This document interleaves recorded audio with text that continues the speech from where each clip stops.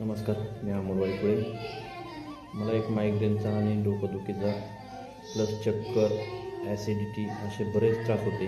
त्या त्रासामधनं मी अतिशय माझी सर्व शरीर हे डिस्टर्ब झालं आणि माझे जीवनशैली डिस्टर्ब झाली. मी अक्षरशः एवढ्या त्रासामधनं होतो की भरपूर हॉस्पिटल पण केले. त्याच्यासाठी मी हॉस्पिटलमध्ये पण कमीत कमी पुणे, सोलापूर, बारामती, बार्शी इत्यादी ठिकाणी मी हॉस्पिटल करून पण मला काही रिझल्ट आलेला नाही.